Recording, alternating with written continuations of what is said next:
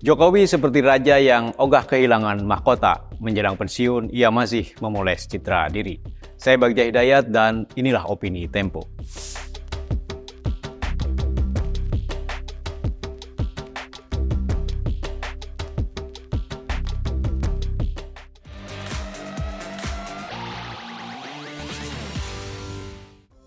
Hari-hari ini Anda mungkin terpapar konten media sosial, pidato menteri, atau berita yang memuji program dan kebijakan Presiden Joko Widodo.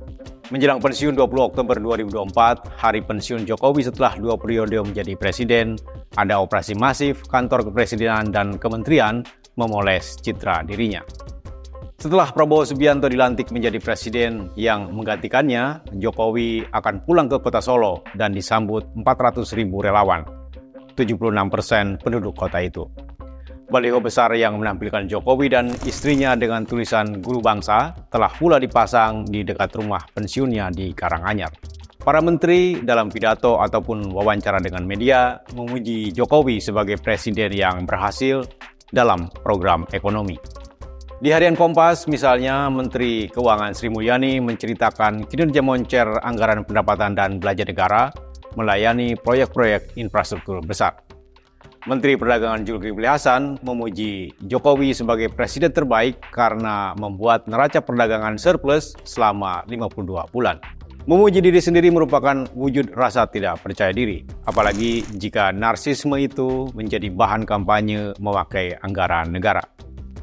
Sudah menjadi tugas dan mandat konstitusi pemerintah membangun infrastruktur, menjaga pertumbuhan ekonomi, dan mendorong neraca perdagangan surplus.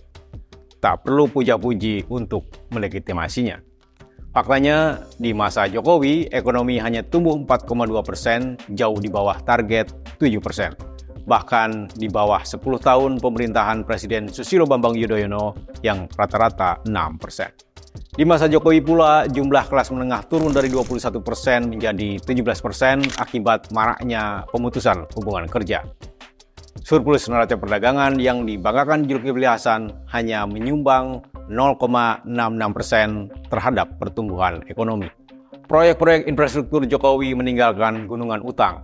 Badan usaha milik negara bangkrut karena ditugasi mengerjakan proyek-proyek mercusuar.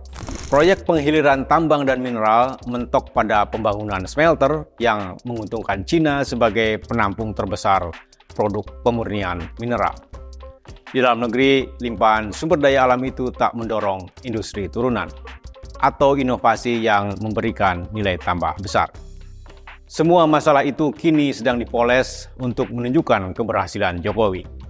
Dengan uang negara, para pejabat membuat kampanye yang menyangkal fakta-fakta kemunduran demokrasi, kemandekan ekonomi, serta cawe-cawe Jokowi dalam pemilihan umum dengan mengakali hukum dan merusak tata negara. Penggiringan opini publik semacam ini adalah kejahatan. Pengelabuan itu akan menjadi modal Jokowi memelihara popularitas setelah pensiun. Sebagai politikus yang tak memimpin partai, Jokowi menjadikan relawan dan popularitas sebagai senjata agar tetap relevan dalam percaturan politik. Jokowi akan menjadikan kekuatan massa untuk mencegah penguasa baru menyoal kebijakan-kebijakannya di masa lalu. Dengan apa yang dilakukannya menjelang pensiun, Jokowi mirip Presiden Amerika Serikat Donald Trump. 6 pekan menjelang pemilihan presiden pada 2021, ia mengganti Hakim Agung yang menjadi penentu kemenangan pemilu jika terjadi perselisihan. Ketika Mahkamah Agung menyatakan ia kalah, Trump menolak mengakuinya hingga tak hadir dalam pelantikan Joe Biden. Jokowi berkali-kali merombak kabinet menjelang lengser. Ia mencoba mempengaruhi Prabowo Subianto agar melanjutkan proyek-proyek besarnya yang belum rampung. Melalui menteri kepercayaannya, Bahlil Lahadalia, Jokowi mengambil alih Partai Golkar. Ia juga cawe-cawe dalam seleksi pimpinan Komisi Pemberantasan Korupsi. Benar kata Hasan Al-Mawardi, ahli pemerintahan dari Irak abad 11 yang mencetuskan konsep awal tentang kontrak sosial dalam negara, bahwa kekuasaan seperti candu. Makin dinikmati, makin menumbuhkan nafsu, membuat manusia menjadi dungu.